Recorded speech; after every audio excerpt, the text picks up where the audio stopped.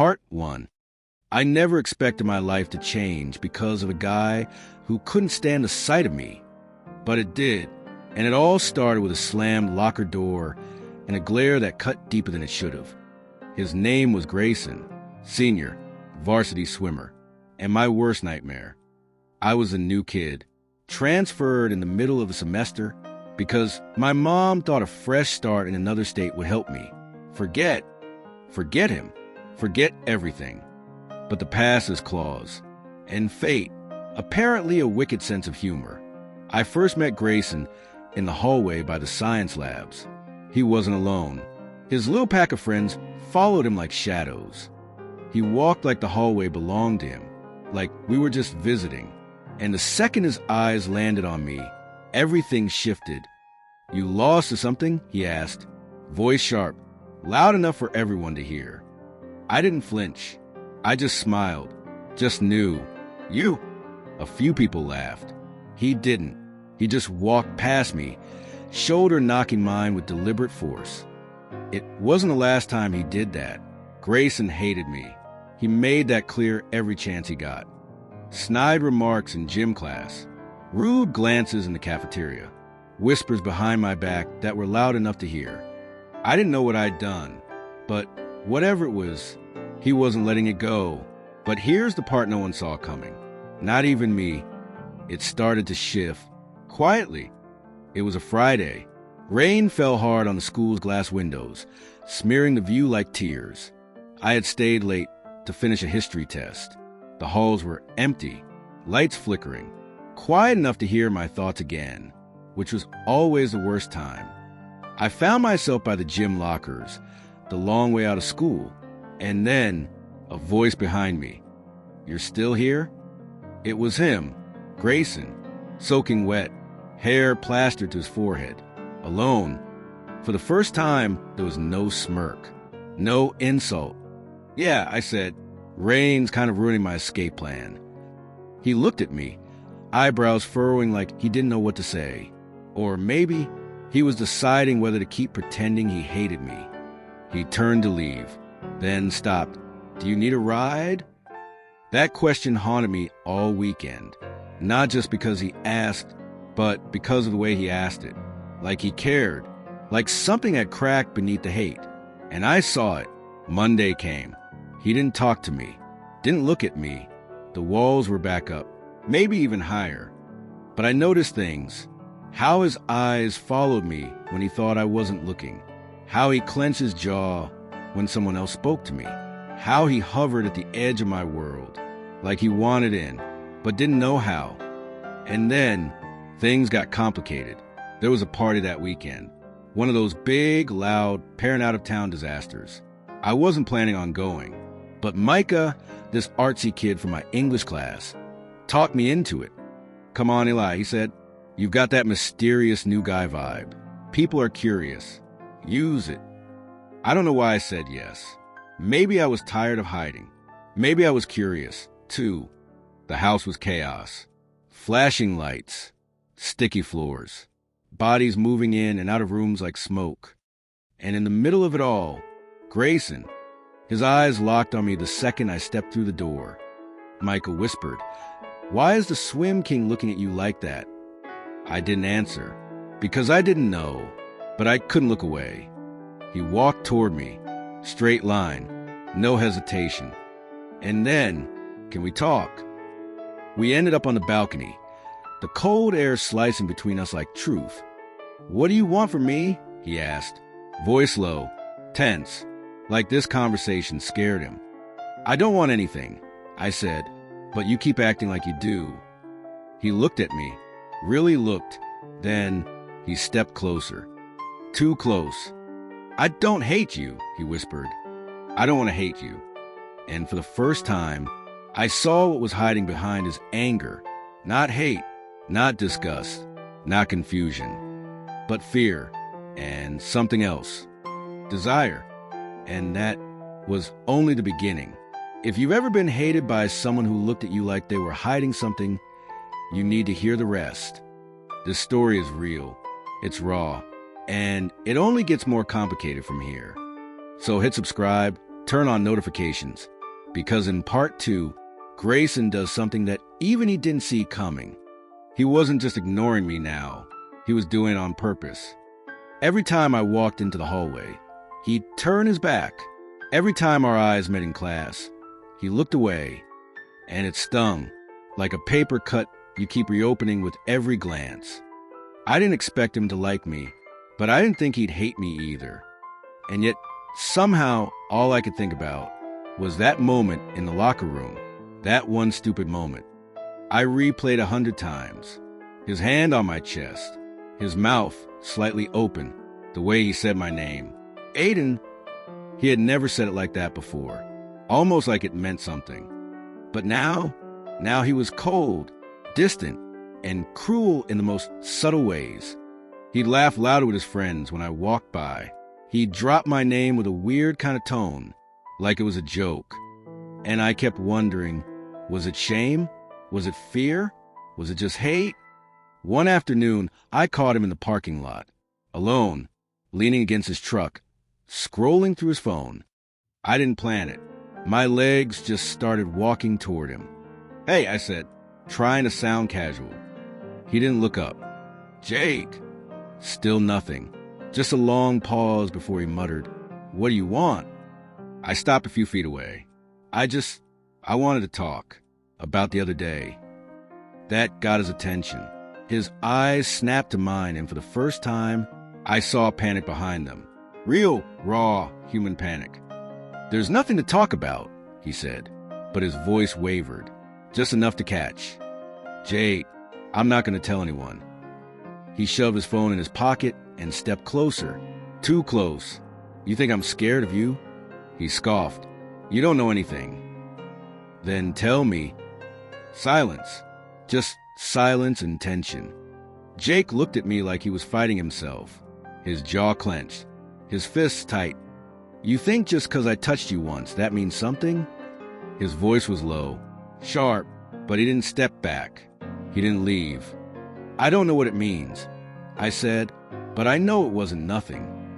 His eyes narrowed, and for one terrifying second, I thought he was going to hit me, but instead, he just breathed, hard, like he was holding in a scream. Then he said it, the line that stayed with me for days. "Stay away from me, Aiden." And he walked away, just like that. But his voice cracked when he said my name, and that told me everything I needed to know. He didn't hate me. He hated what he felt. And maybe, just maybe, he hated that I made him feel it. I tried. I really did. I stayed away like he asked. But staying away from someone who lives in your chest, that's not as easy as it sounds. Jake didn't just disappear from my world. He was my world. And the silence between us, it got louder, heavier, thicker with everything unsaid.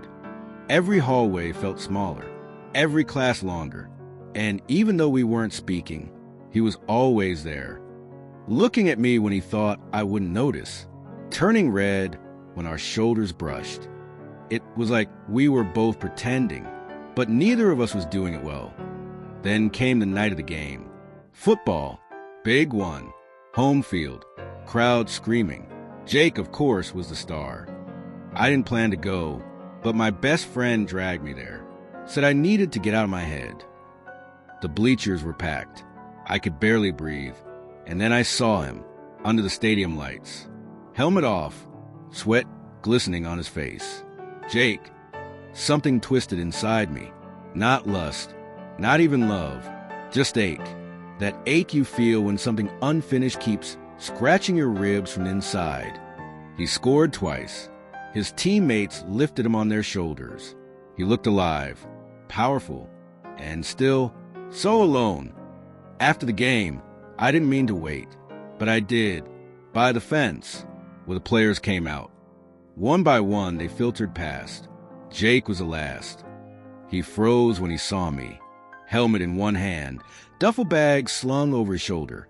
His eyes flickered, surprise, annoyance, and something else, something closer to relief. I didn't speak, didn't move, just looked at him like he was the question and the answer, "I thought I told you to stay away," he said, but his voice wasn't angry this time, just tired. "You did," I replied softly, "but I didn't." He stood there, staring at me. Then he stepped closer, so close I could feel the heat rising off his skin. "Why are you doing this?" he asked. His breath hitched, like he didn't want to know the answer. "Because you're not who you pretend to be." I swallowed, hard, and neither am I. He looked at me like he was about to break. And then he did. 1 step, 2 steps. Then suddenly, his lips crashed into mine. Not soft, not gentle. It was messy, desperate, like everything he'd been holding back came rushing forward all at once. And I kissed him back, because how could I not? How could I deny what I'd been dying to feel? When he finally pulled away, he didn't say anything. He just stared at me, chest heaving, eyes wide with fear and wonder.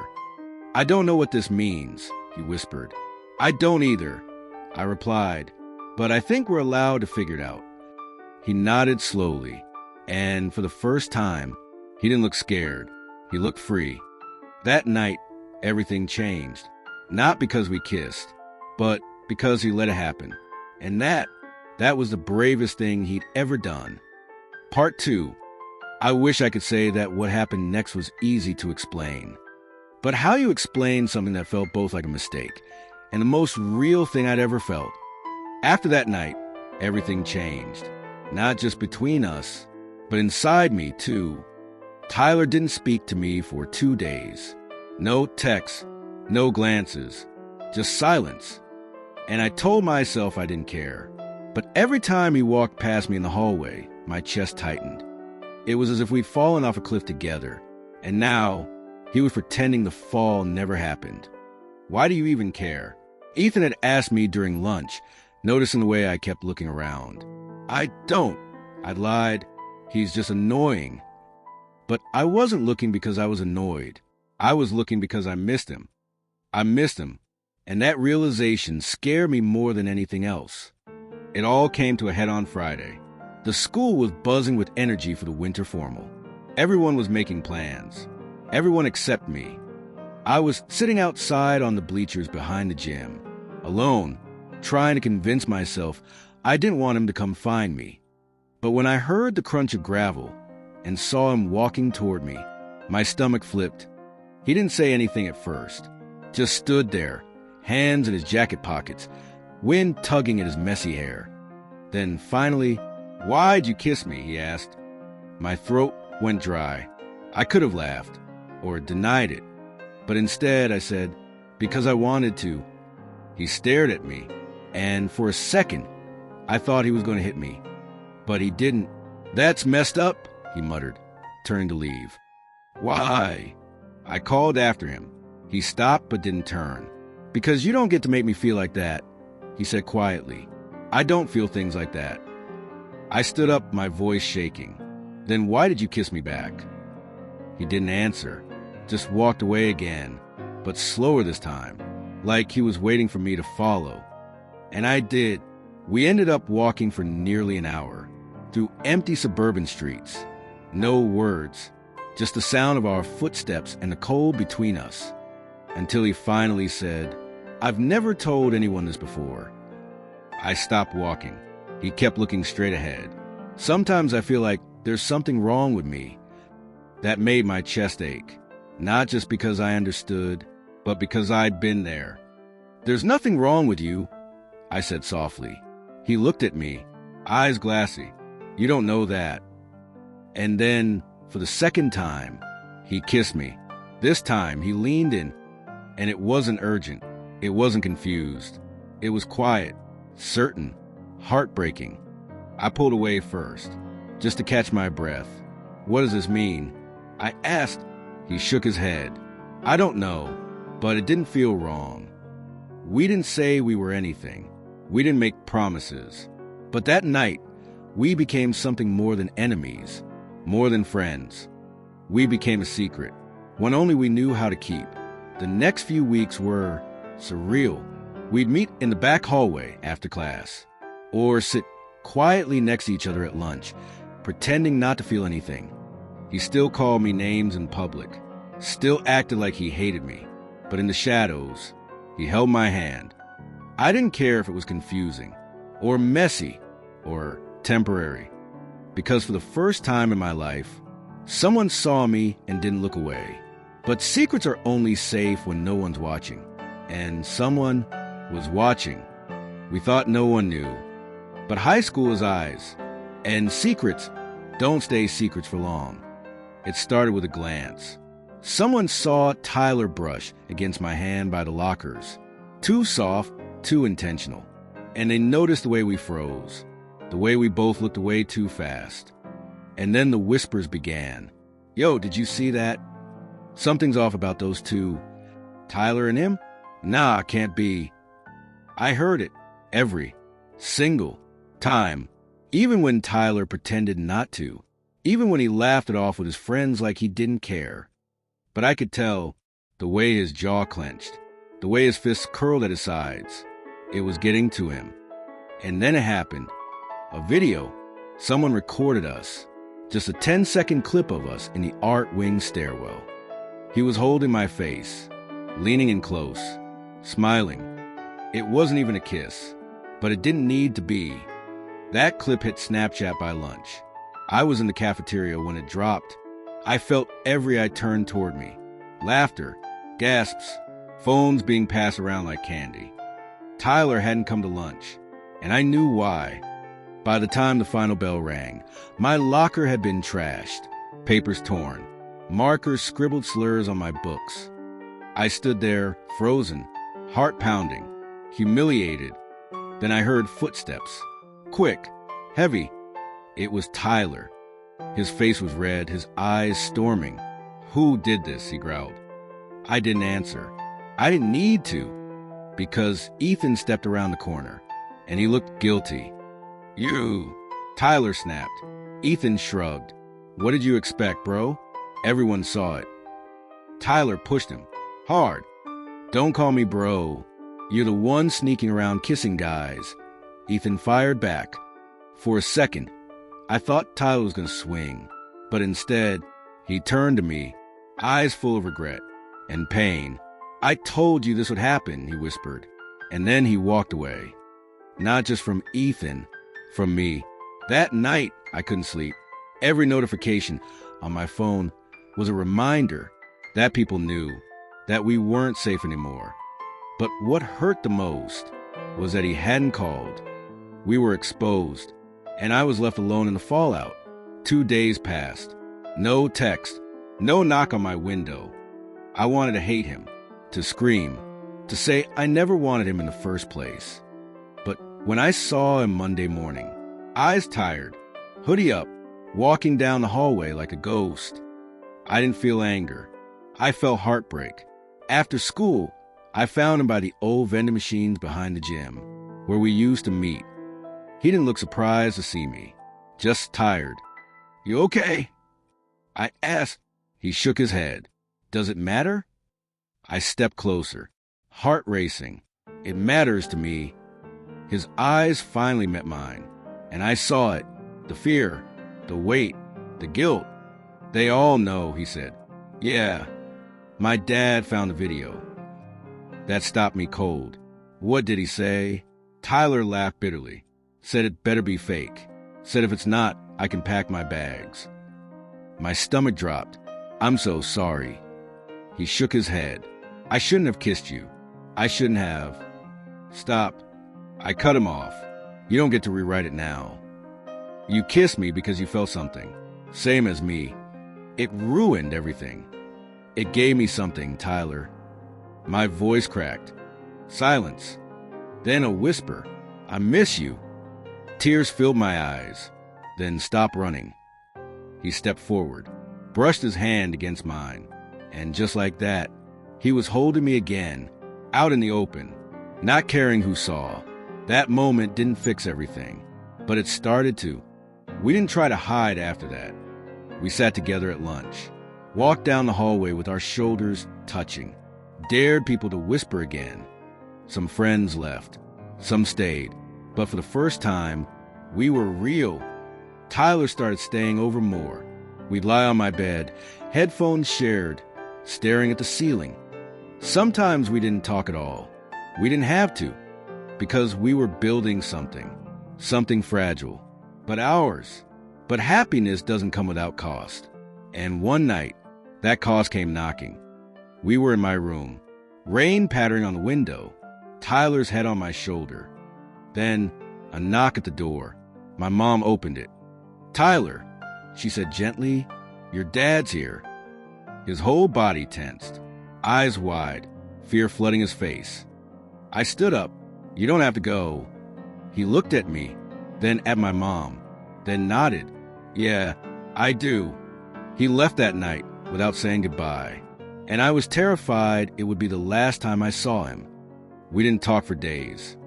Not because we were avoiding each other, but because we didn't know how to be normal again. Something had shifted between us that night, something neither of us knew how to name. I tried to go back to school and pretend like everything was fine, like I hadn't heard the panic in his voice when he said, "You don't know what you're doing." But it haunted me. Every second, Caleb was quieter than usual in class. He still sat behind me, still acted like he didn't care. But the way he looked at me, it wasn't the same. It wasn't hate. It wasn't nothing either. It was confusion, fear, and something softer, like guilt. Friday after school, I opened my locker and found a folded note inside. "Meet me in the old gym. 4 p.m. No name, but I already knew. I stood there for a good 5 minutes, just staring at it. Every logical part of me said, "Don't go. Don't give him the power again." But something deeper whispered, "Go." You want to know what it meant to him? 2. The old gym was barely lit. Dust particles floated to the shafts of golden light, cutting in from high windows. He was standing at the far end of the court, hands in his hoodie pockets, looking like he hated himself. He didn't move when I entered, didn't say a word for the longest time, just stared at the floor like it had answers. "I'm sorry," he said finally. It hit me like a freight train. Caleb Mitchell apologizing? For what? I asked, voice tight. For pushing me? For being a jerk? For kissing me and then acting like it didn't happen? "No," he said, meeting my eyes. "I'm sorry for lying to myself. And to you, I didn't know how to respond. I just stood there, heart thudding. You don't know what it's like," he went on. "My dad would kill me. My brother already suspects something. I can't be who I am. Not here, not in this town." "I'm not asking you to come out," I said. "I'm just asking you not to treat me like I'm something to be ashamed of." He flinched, and in that flinch, I saw everything. "You're not," he said. "I swear you're not. I don't know how to deal with this." I stepped closer, not to pressure him, just to show him I wasn't afraid. He didn't move away, but his eyes glistened. "I used to hate you," he whispered. "I know," I said. "I hated you because I saw myself in you." We stood in silence after that, the weight of those words settling between us like dust. Then he reached for my hand, not dramatically, not like in the movies, just quietly, like it was the only thing he could do. And for the first time, I didn't pull away. We sat on the bleachers after that. No labels, no promises, just two boys tangled in a truth we couldn't run from anymore. He asked me about my family. I asked him what scared him the most. He said, being seen. When I walked home that night, I felt both heavier and lighter. He wasn't mine, and maybe he never would be, but he wasn't pushing me away anymore. And somehow, that felt like the beginning of something real. But beginnings are dangerous, because just when you start to believe in them, something always shows up to break them apart. And for us, that something was about to walk into the school Monday morning and flip everything upside down. Part 3. Monday started like any other. The hum of fluorescent lights, the clatter of lockers, the forced small talk. But I felt different, not because of what Caleb and I had said, but because something in me had shifted. I wasn't hiding anymore, not from myself. Anyway, Then he walked in. Not Caleb, not someone from our school, but someone new. Tall, dark curly hair, wearing a black denim jacket, and a stare like he didn't care what anyone thought. The whole hallway stilled for a second. Whispers started before he even made it halfway to the office. "Who's that?" someone whispered behind me. "No idea," said another. "He's hot, though." I didn't say anything, but my stomach twisted, because when he passed me, he looked directly at me. Not just looked, locked eyes, like he knew something about me that even I hadn't figured out yet. At lunch, the rumors exploded. His name was Logan, transferred from some school upstate, was supposedly suspended for fighting, or maybe kissing his coach's son. No one really knew, but he didn't deny any of it. I found Caleb sitting alone behind the gym, headphones in, sketching in a notebook. I hadn't planned to talk about Logan, but it came out anyway. "You see the new guy?" "Logan?" He didn't look up. Hard not to. Every girl in school is practically drooling. I waited. Nothing. "Did you hear the rumors?" Caleb finally looked up. "About him kissing a guy?" "Yeah." "And what do you want me to say?" I didn't know. I didn't want to make him jealous, but I also wanted to know if he could be. "It's just interesting," I said, "that he's not hiding." Caleb closed the notebook with more force than necessary. "Well, good for him," he said. "Not everyone has the luxury of not caring." Later that day, I was at my locker when I heard footsteps stop beside me. It was Logan. "You're Alex, right?" he said, voice calm but direct. I nodded, heart racing. "I saw you staring earlier." "I wasn't." He smiled. "It's okay. You weren't the only one." Then he walked away. I stood there frozen, not because I liked him, but because he didn't care. He didn't flinch, didn't look over his shoulder, didn't lower his voice. He was everything Caleb was afraid to be. After school, I found a note in my locker again. "Meet me behind the old gym for 15. This time, I almost didn't go, because I wasn't sure which version of Caleb would be waiting. He was already there, leaning against the brick wall, arms crossed. "You're into him, aren't you?" he said. I blinked. "What?" "Logan." I stepped closer. "Why do you care?" He looked down. "Because I do," I wanted him to say, but he didn't. "You don't know him," I said. "Neither do you." "He's not hiding." "So what?" Caleb snapped. "That makes him better than me?" "No," I said quietly, "but it makes him free." He turned away. I reached out, touched his arm. He didn't pull away, didn't move either. "I'm not asking you to be him," I said. "I'm just asking you to be honest with me." He turned back around, his eyes soft. "I don't want to lose you," he said, "but I don't know how to keep you either." It was the most honest thing he'd ever said. For a moment, I just stood there. Then I stepped into him and rested my head against his shoulder. His hands hovered awkwardly, then slowly wrapped around me. For those few seconds, there was no Logan, no fear, no labels, just us. But life doesn't pause just because you want it to. And the next day, Logan sat next to me in English. His knee bumped mine. He didn't move it. And from across the room, Caleb saw everything. Logan didn't just sit next to me. He stayed there, comfortable, unbothered. Every time our legs brushed, he didn't flinch, didn't shift. He even passed me notes during class. Small ones, just doodles, jokes, nothing deep. But still, they meant something. The bell rang. Everyone scattered, but he stayed seated beside me. "You free after school?" he asked. Casual, chill, like we'd done this before. "I don't know," I said, trying to sound neutral. But my heart was racing again. He raised an eyebrow. "It's just coffee, not a proposal." I laughed and nodded. "Okay." What I didn't realize was Caleb had seen that entire interaction, and he was nowhere to be found after the final bell. Logan took me to this quiet cafe across town, said he hated the chain coffee spots near school. I like places with character, he said, leaning back in the booth. I nodded, watching him, trying to figure him out. Why'd you transfer here? I asked. He shrugged. Needed a reset. Something happened? His eyes flicked a window, then back to me. I kissed someone I wasn't supposed to. Their dad was the coach. I got suspended. He didn't say it like he was proud or ashamed, just honest. You don't care what people think. Logan smiled. I care. I just stopped letting it control me. Then he leaned forward slightly.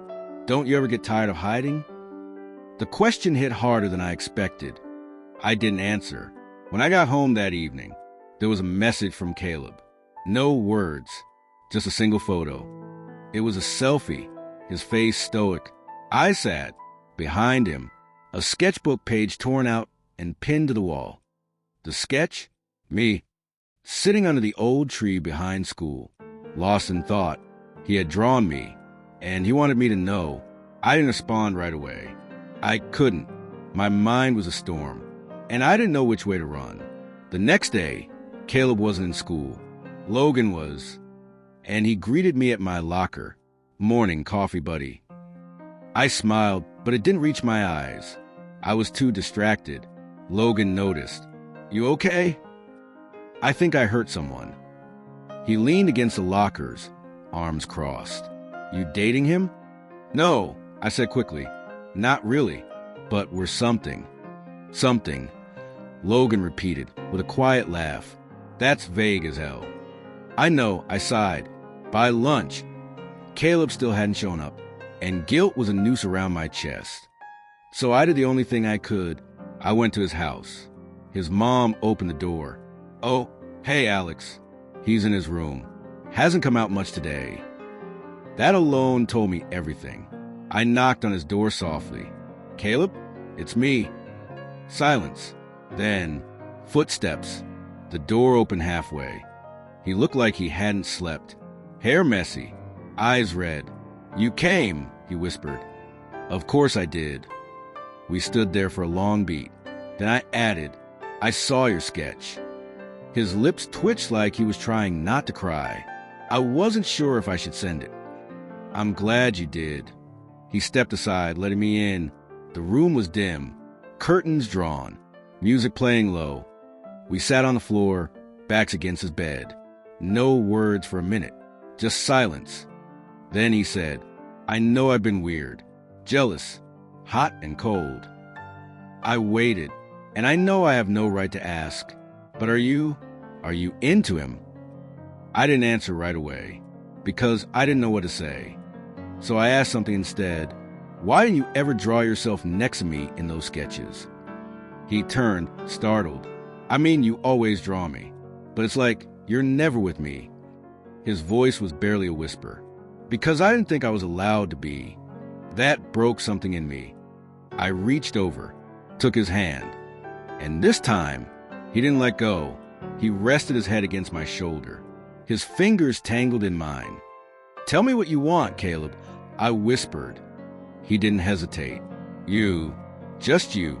And for that one moment, the storm inside me quieted. But outside, Logan was waiting, unapologetically real. And I couldn't ignore what he had awakened in me either.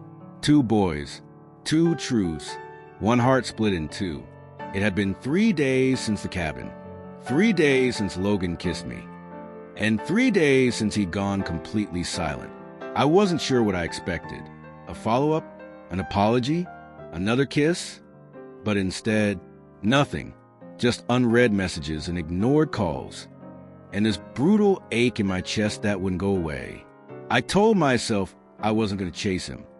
But every time my phone lit up, I hoped it was him. It never was. I stared at the ceiling of my room late at night, replaying it, that look in his eyes, his hands in my hair, his breath shaking against mine. He wanted it. I know he did. He felt it. So why was he pretending it didn't happen? At school, it was like I didn't exist. He avoided me, walked the other way in the halls, wouldn't look at me in class, wouldn't sit near me at lunch. Even when I stood right in front of him by the lockers, he looked past me, Hey, I said softly, blocking his path. Logan didn't stop. He barely hesitated, then muttered, "Move." I didn't. I couldn't. "You kissed me," I said under my breath, low enough that only he could hear. His jaw tensed. "You kissed me, Logan, and now you're pretending like it didn't mean anything." His eyes darted around, panicked. "Don't say that here." "Why not?" I asked, afraid someone might find out. He leaned in, face close enough to sting. "I told you I'm not like that." "Then what was that, huh?" For a second, I saw it again. The same look he gave me in the cabin. Pain, confusion, want. Then he pulled back. I was drunk. That's all. It was a mistake. The words hit harder than a slap. My stomach dropped. My throat burned. "Cool," I whispered. "Guess I'm just a mistake now." I stepped aside. He didn't even look back. I didn't go to class after that. I walked out. No destination. Just anywhere else. My heart was pounding so hard it hurt. My face was hot. I felt sick. I ended up at the park near the school. Same one we used to hang out at when we were kids. I sat on the swings. Alone. Just like before he came into my life. I hated how much I missed him. Even though he was never fully mine. Even though he was cruel now. I missed a version of him that laughed with me. That shared secrets. That held me like he didn't want to let go. The wind was cold, but not colder than his silence. That night, I blocked his number. I wasn't going to wait anymore. I had to let go, even if it tore me apart. 3 days passed again. Then 4. Then a week. No calls. No texts. No apologies. And just when I started to feel like I was healing, Logan showed up at my house. Soaking wet, eyes red, trembling. I opened the door and just stared at him. "What are you doing here?" He didn't answer at first. Then, "I lied." "What?" "I wasn't drunk," he said, voice cracking. "I kissed you because I wanted to. Because I couldn't stop thinking about it. Because every time I looked at you, it hurt. I'm scared," he admitted. "But I'm even more scared of losing you." I blinked, stunned, frozen in place. He took a step forward, hands shaking. "I hated how you made me feel because it meant I couldn't hide anymore." "I didn't hate you, Caleb." He swallowed hard. "I hated myself for wanting you." The silence between us stretched like a wire pulled tight. I whispered, then stopped running. And slowly, he pulled me into a hug. It wasn't passionate. It wasn't sexual. It was desperate, like he'd been waiting a lifetime to feel safe. And for the first time since that night, I didn't feel alone. Part 4. That night, I didn't sleep, not because I was upset, but because Logan was asleep on my couch. His head tilted back, lips slightly parted, chest rising and falling in slow, exhausted rhythm. I stood in the hallway, watching him, not like a creep, but like someone trying to figure out if this was real, if he was really here, if the words he said hours ago weren't just some kind of dream. I wasn't drunk. "I kissed you because I wanted to. I'm scared of losing you." The sentences echoed in my mind like old songs I never thought I'd hear again. They meant something. They meant everything. I went back to my room eventually, but I couldn't shut my eyes. My heart wouldn't let me. The next morning, he was still there, wrapped in one of our old blankets from the hall closet, hair messy, eyes puffy, but breathing peaceful. I made coffee, sat at the table, waited. It felt strange, like we were a couple, like we'd lived this way for years, like this was normal. It wasn't. He finally walked in, rubbing his eyes. "Hey," he mumbled, voice hoarse. "Hey," I said, sliding the mug toward him. He sat across from me, held it with both hands, didn't look up. "I meant what I said last night," he whispered. I nodded. "I want to be honest with you," he continued, "but I don't know how to do this." "Do what?" I asked gently. "This. Us. Whatever this is. I'm not out. I've never told anyone. Not even myself. Really." His hands trembled slightly. The cup rattled. "I'm not asking you to be out," I said carefully. I just don't want to be someone's secret. That hit something in him. I saw it in his eyes. Regret? I know, he said. You deserve more. We sat in silence for a while. Not uncomfortable. Just figuring out where the pieces fit now. He stayed until noon. And when he left, he did something small, but huge. He hugged me in the daylight on my front porch, where anyone could have seen. And he didn't let go quickly. Later that night, I got a text from him. Logan, I don't know who I am yet, but I know I don't want to lose you again. My fingers hovered over my keyboard. I retyped my reply at least 6 times. Finally, I sent, me, then don't. The days that followed were different, better, quieter. We didn't make any big announcements. We didn't start holding hands in the halls. But we smiled at each other. We saw each other. And that was enough. For now. But just when things felt like they were settling, life had other plans. It started with a hallway whisper. A rumor I overheard in 3rd period. Did you hear about Logan? Someone saw him with a guy. Totally makes sense now. He always had that look. My stomach turned. I froze at my locker, fingers shaking slightly as I reached for my books. When I turned the corner, Logan was already there, pressed against his own locker. 2 jocks standing too close, sneering. You got something to say, bro? One of them laughed. You coming to practice, or you got plans with your boyfriend? I wanted to scream, punch someone, grab Logan and run, but he did something I didn't expect. He smiled, then said, yeah, I do, and walked away. I stood there, stunned, mouth slightly open, heart pounding like a drum in my chest. He passed me in the hallway, didn't touch me, didn't say anything, but he gave me a look. That same look from the cabin, from my porch, from the first night he let me in. And I knew he wasn't hiding anymore. The next day, he sat next to me at lunch, in front of everyone. I'm not ready for the world to know everything, he whispered. But I'm done pretending you mean nothing. It wasn't a decoration. It wasn't fireworks. It was real. And sometimes that's the bravest kind of love.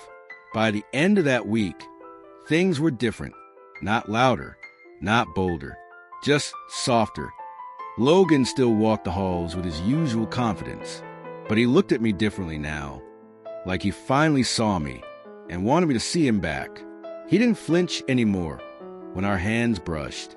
He didn't pull away when someone stared too long. And at lunch, he always sat across from me. Do you think this will last? I asked one day, not accusing, just curious. Logan looked up from his fries, took a long sip of his soda, then smiled. If I have anything to do with it, yeah. There was something in the way he said it, steady, convincing, like he wasn't just trying to believe it. He did believe it, but we both knew life wasn't going to be that simple. A week later, a letter arrived, folded in the front pocket of my locker. No name, no signature, just a single line. Does he really love you, or is he just scared to be alone? I stared at the paper for a long time, hands sweating, heart slowly sliding down into my stomach. I didn't tell Logan, not because I wanted to protect him, but because a small toxic part of me didn't know the answer. He said he loved me.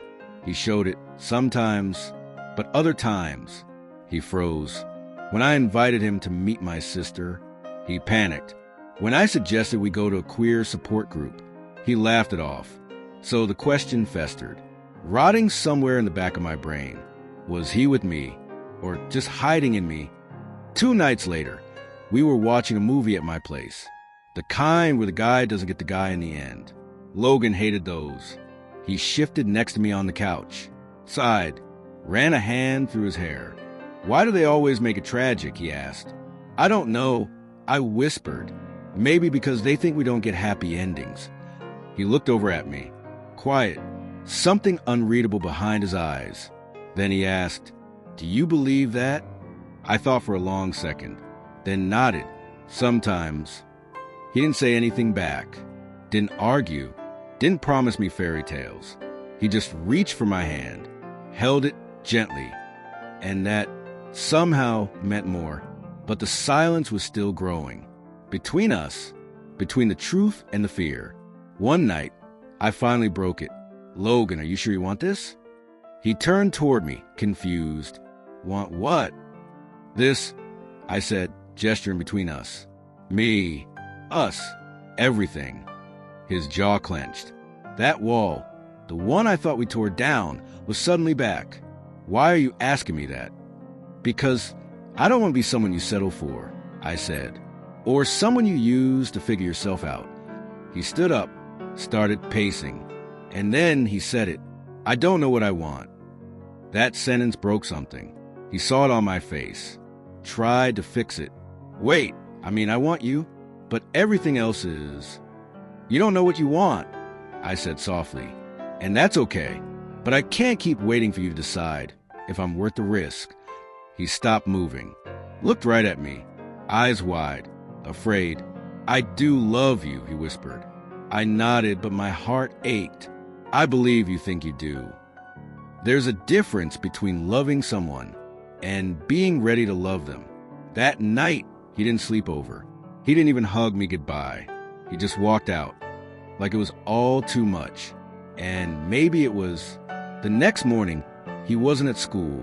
Neither the day after that, or the next. By Friday, rumors started to swirl again. He moved in with his cousin. He's switching schools. He got suspended. I tried not to believe any of them, but part of me knew he had run. Again, I checked my phone 100 times. No texts, no missed calls, just silence. Until Saturday night. I was brushing my teeth, trying not to cry, when the doorbell rang. I opened it, and there he was, soaked from rain, eyes red, shivering. He didn't say anything, just stood there, like if he opened his mouth, he'd fall apart. I stepped aside. He walked in, and then he collapsed into my arms. "I tried to walk away," he whispered, "but I couldn't." I held him tighter. No words, just warmth. Just us. "Do you still want this?" I asked into his damp shoulder. He pulled back, looked me in the eyes, and for once, there was no fear. "I don't just want it," he said. "I need it." The rain outside slowed, but inside, everything was still pouring. Logan's chest rose and fell against mine. I could feel his heartbeat, fast, uneven, like mine. "I need it," he had said. "Not want, need." And that changed everything. I guided him to my room, hand in his, wet footprints trailing behind us. He sat on the edge of my bed, staring at the floor, like it held all the answers he couldn't say out loud. "I didn't leave because I stopped caring," he said. "I left because I was scared of how much I cared." My chest tightened. That was the thing about fear. It always dressed up as logic, as timing, as space. But behind all of that was just a terror of being seen. "You don't have to be scared of me," I said. He looked up, eyes wide. "I'm not perfect. I'm not always easy. But I'm safe. With me, you're safe." He nodded slowly. Then something broke open in his expression. My dad used to say love makes you weak. He laughed bitterly. Guess I took that a little too seriously. I sat beside him. Our knees touched, and I whispered, "Love doesn't make you weak. It makes you brave. It made you show up here tonight." He looked at me for a long time, like he was memorizing every word. Then he leaned in and kissed me, not rushed, not desperate, just real. His hand slid up to my cheek. Mine rested on his chest, and for the first time, there were no second thoughts. When we pulled apart, he whispered, "I want to do this right." I smiled gently, then start by being honest. He nodded, biting his lip. "I still have questions about who I am. I don't have it all figured out." "That's okay," I said. "I never asked you to have it figured out, just to stop running." We lay down side by side. His fingers grazed mine under the blanket. "Do you think we'll make it?" he asked. I turned my head toward him, saw the softness in his question, the fear, the hope. "I don't know," I said honestly, "but I think we'll try, and that's enough." He smiled. small, grateful. That night he stayed, not just physically, but emotionally, mentally. We talked about everything. His confusion, my fears, that stupid note in my locker. Oh my God, that was real, he said, sitting up. I nodded. Do you think someone knows? He asked. I shrugged. People always know.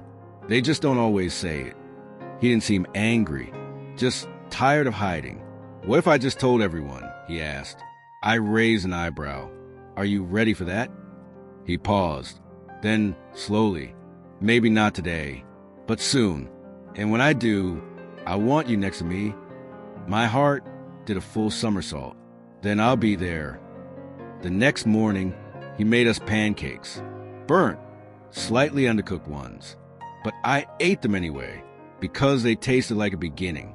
We walked to school side by side. His fingers brushed mine again. He didn't pull away this time. At our lockers, he stopped me. Wait! I turned.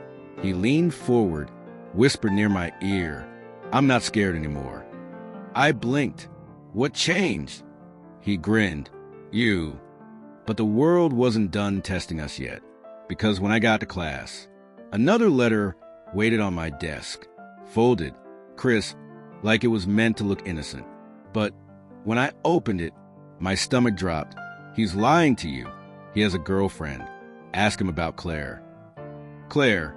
The name hit like a slap, like a ghost I hadn't invited in. Who the hell was Claire? And more importantly, why did someone want me to know? I folded the note slowly, carefully, then shoved it in my pocket. My mind spun, questions tearing through my chest. Had he lied again? Was this why he disappeared last week? Had I been nothing but another experiment? I didn't want to believe it, but I couldn't ignore it either. After school, I found him near the gym. He was smiling, bright, at peace. I almost didn't ask, almost let it slide, almost pretended this moment was enough.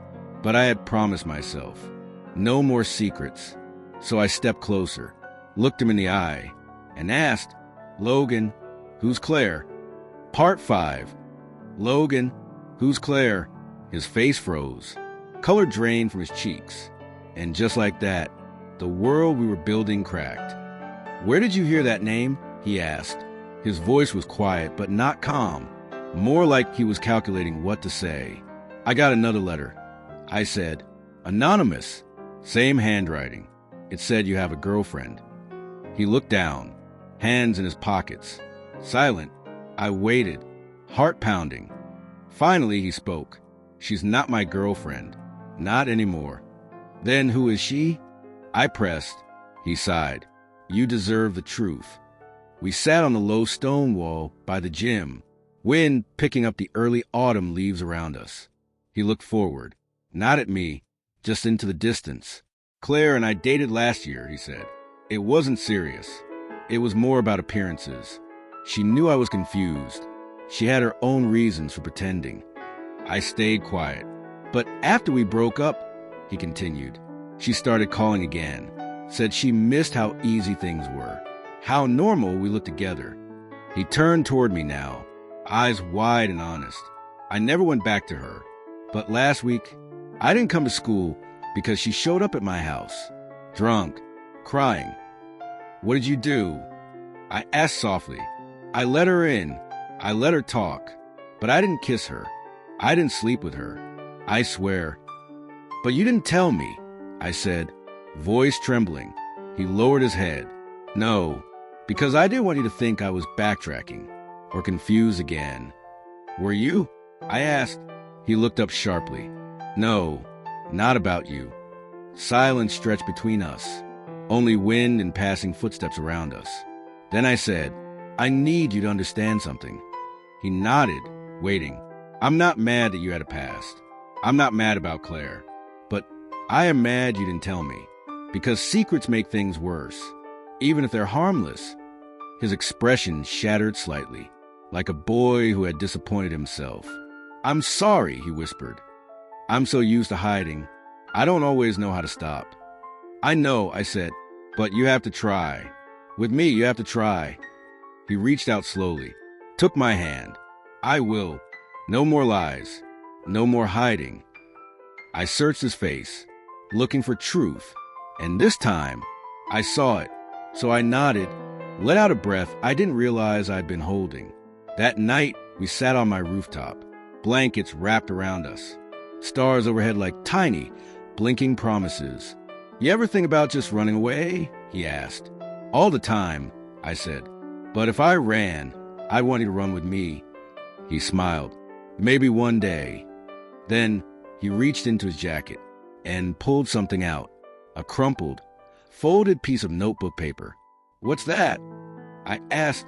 He handed it to me. I wrote this months ago, he said, when I thought I could never say any of it out loud. I opened it, and my heart stopped. To the boy I swore I hated. I don't hate you. I think I hated how you made me feel. Like I wasn't in control. Like I wasn't who I thought I was. But the truth is, every time you looked at me, I felt more like myself than ever before. I'm scared, but I think I'm in love with you. Tears welled in my eyes. That kind of rawness. It left a mark.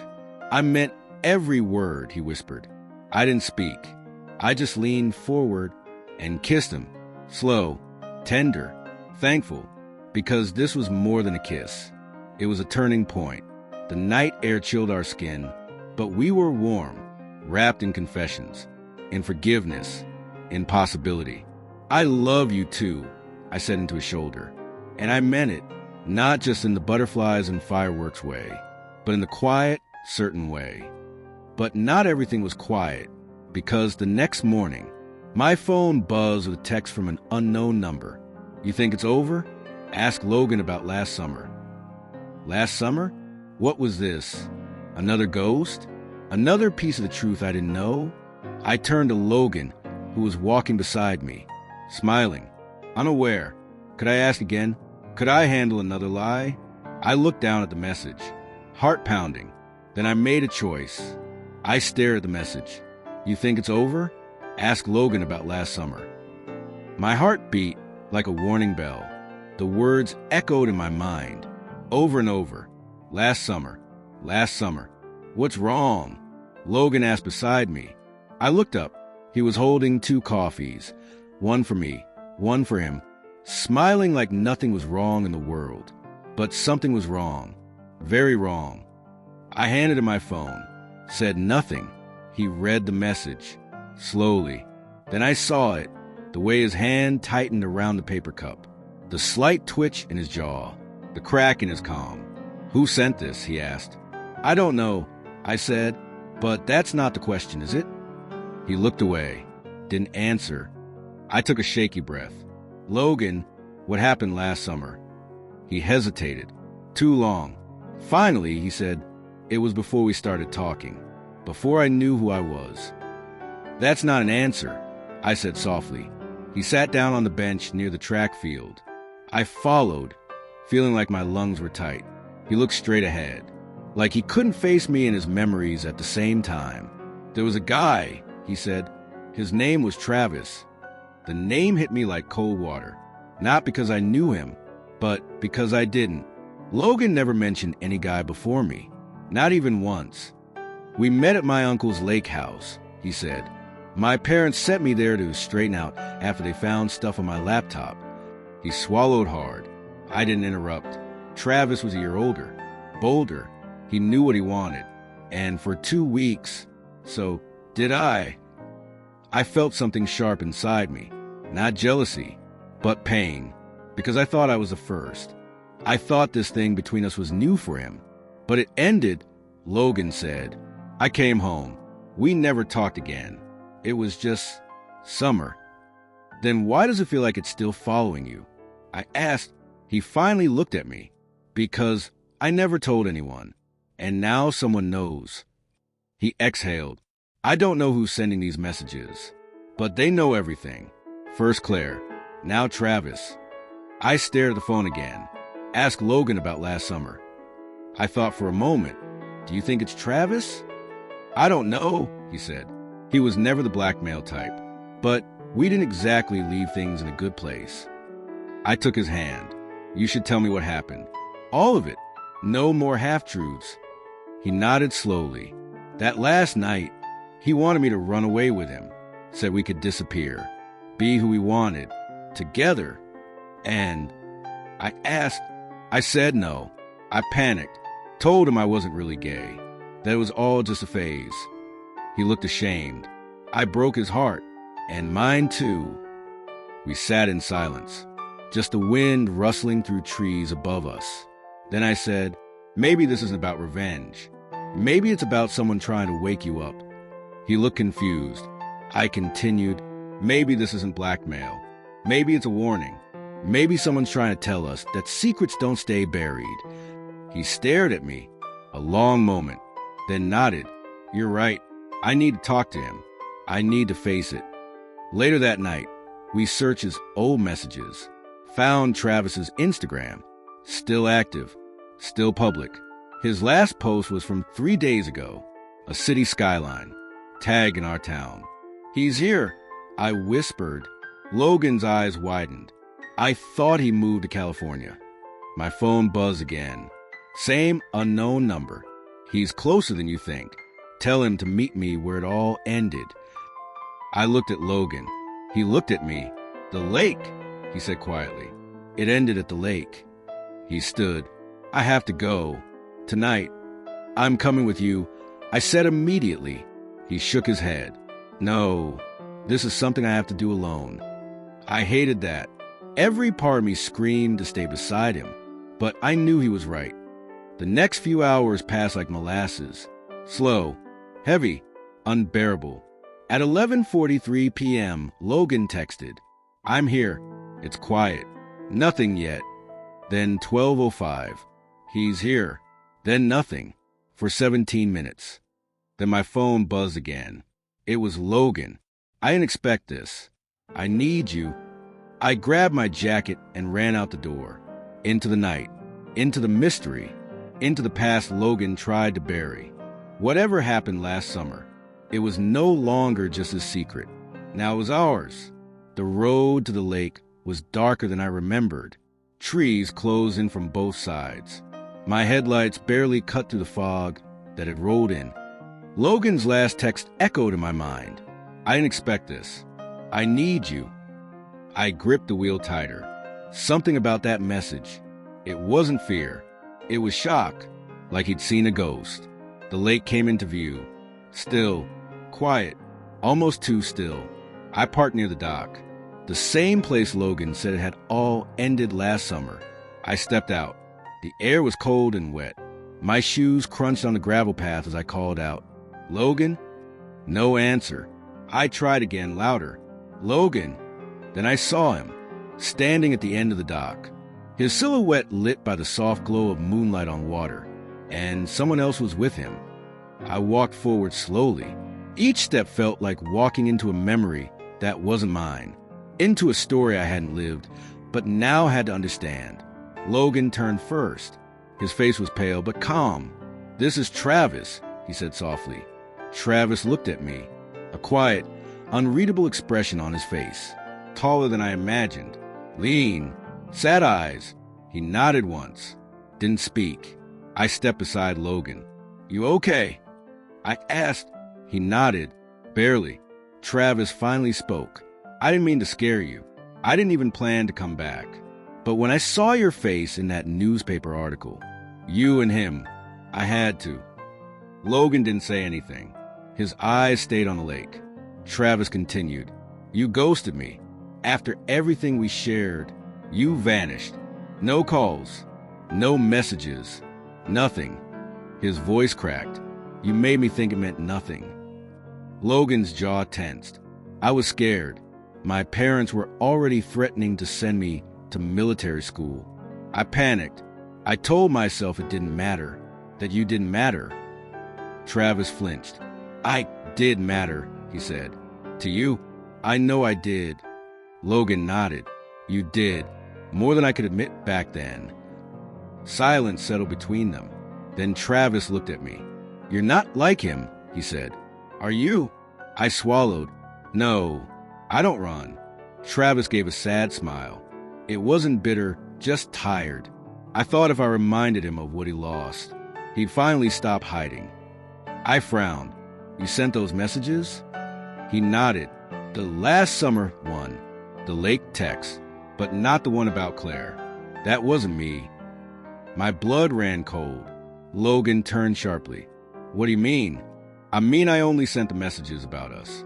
Because I wanted him to remember, to face it. But the Claire thing? I don't even know who she is.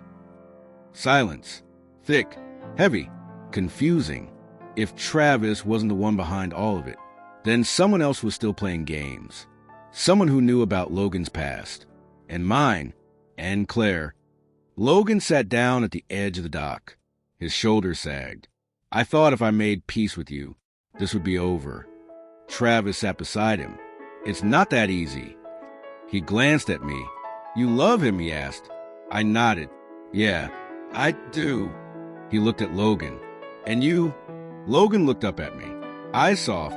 I love him, he said, even when I didn't know how to love myself. Travis stood. Then I'm glad I came back, because you needed to say that, out loud. He started walking toward his car. Before getting in, he turned back. Be good to each other. Don't let fear write your story. And then he was gone. Logan and I sat there for a long time, watching the water, breathing, existing. Do you think he meant it? I asked finally, that someone else is still out there? Logan nodded. I do. I opened my phone, scrolled through the unknown messages. There were gaps, missing pieces, and now a new fear. If Travis wasn't the one behind Claire's secret, then who was? And why were they targeting us? Logan leaned against me. I'm done hiding, he said. I know, I whispered. So am I. But deep inside, I could feel it. This wasn't over. Not even close. Because someone was still watching, still sending, still waiting. And whatever they were planning next, it would break us or bind us forever. Part 6. We drove home in silence. The kind that feels like healing. The kind where no words are needed, because you've already said the ones that mattered. Logan rested his head on the window, eyes distant, but no longer haunted. The truth with Travis had hurt, but it was truth, and that's more than he'd had in a long time. Back at my place, we curled up on the couch, blanket over our legs, my hand in his. The hum of the world faded. No noise, no lies, just the rhythm of his breathing next to mine. Then his phone buzzed. He stiffened. My heart raced. Logan picked it up slowly, eyes narrowing as he read. He turned the screen toward me. It was another anonymous message. You think that was the truth? Wait until you see what he left behind. No number, no name, just dread. Do you think it's about Travis? I asked. Logan shrugged. I don't know, but I'm tired of waiting around for someone else to tell me my own story. He stood up. I want answers. I followed him into the kitchen. What kind of answers? He opened his laptop, typed furiously. Travis said he never meant to come back. So why now? What changed? And if someone else sent a Claire message, then they know both our lives. They're close. I felt cold. Like someone in town? He nodded. Or worse, someone who was always around. And we just never saw it. The email inbox opened. Logan searched for Travis's last name. A few newsletters. A couple of old attachments. Then one from over a year ago. Subject: Fall retreat photos, private access. We looked at each other. He clicked it. Inside were photos from a school retreat. Dozens of students on a hiking trail. Group selfies. Messy tents. Bonfire smiles. And in one corner, a photo we'd never seen before. Logan and Travis. In the woods. Alone. Looking at each other in a way that was unmistakable. Intimate, raw, unfiltered. It had never been posted publicly. He was sure of it, so why was it here? Attached was a second file. Logan clicked it. A short video. Grainy, shaky, shot from behind a tree. It showed Logan and Travis, holding hands, whispering. Then, the sound of a snap. Someone stepping on a branch behind the camera. Then nothing. Logan paused the video, backed it up, in the briefest frame. Just for a second, a reflection in the camera lens. Blonde hair, glasses, wide eyes. Wait, I whispered. That's... He clicked enhance. Claire. We both sat frozen. Claire had been at that retreat. Everyone remembered her talking about how boring it was, how she hated nature, how she didn't see anything interesting. But she was there, watching, recording, and now she was missing. My phone buzzed. A new text. Unknown number. You were never supposed to find this. I showed it to Logan. His face went pale. This is bigger than just you and me, he whispered. She was watching both of us. All this time. I swallowed. But why? He stood up and grabbed his jacket. I think it's time we find out. Where are we going? To the one place she never wanted anyone to see. Her dad's lake house. I paused at the doorway. Logan, he looked back. If we do this, we can't go back. He nodded. I don't want to go back. Not ever again. We stepped out into the night. No more hiding. No more running. Just the two of us and a mystery that finally had a name. Claire and the secret she buried are about to come to light. The road twisted under a sky of ink and stars. Logan drove in silence, headlights slicing through the woods. I sat beside him, heart pounding. The night felt thick. Too still. Are you sure her dad isn't home? I asked quietly. Logan nodded. He left the country 2 weeks ago. Business trip. Claire told me before she disappeared. Disappeared. That word still made my skin crawl. Claire hadn't been seen in days. Her text stopped. Social silent. But she was still watching. Somehow, the lake house appeared through the trees. 2 stories. Glass walls. Empty driveway. A place that looked like a dream, but felt like a trap. Logan killed the engine. We sat for a moment. Neither of us moved. Then, quietly, he said, "If I get scared, don't let me run this time." I reached over and took his hand. "You're not alone anymore." We stepped out into the cool night air. Gravel crunched underfoot. The lake reflected the stars in eerie silence. Logan led the way to the back door. He pulled a small key from under the planter. Of course, she hid it in the most obvious place. He unlocked the door. It creaked open. Darkness greeted us. We slipped inside. The air was stale, unlived in, yet something felt present. We moved room to room. Logan called her name once. No answer. Living room, kitchen, upstairs hallway. Then, a faint humming noise, coming from a closed door at the end of the hallway. We looked at each other. Logan nodded. He turned the knob. The door creaked open and revealed a glowing computer screen. Claire's laptop. On the desk beside it, a single USB drive, labeled insurance. Logan sat down. He clicked open the only visible folder. Dozens of video files, all time-stamped, all labeled with names. Logan, Travis, me, even Claire herself. He clicked one. It was footage of us, weeks ago, in the school hallway, talking, laughing. The angle, it was from a locker vent. Someone had installed a camera in the school lockers. "What the hell?" I whispered. He clicked another, a video of Travis, alone in the art room, crying, looking at his phone. He clicked another. Claire, sitting on this very desk, talking to someone just off camera. They think I don't know, but I see everything. I've seen Logan's pain. I've seen Travis run away from him. And him. She points. He doesn't even realize he's the center of it all. She leaned closer. This story only ends one way, and I'm going to make sure they all feel it. Logan backed away from the screen, his face pale, shaking. "She's been watching us since the beginning," he said, before I even knew how I felt. I picked up the USB. This is evidence. She knew someone might try to stop her. Suddenly, a floorboard creaked downstairs. We froze. Logan clicked the laptop shut. "Someone's here," I whispered. He grabbed my arm.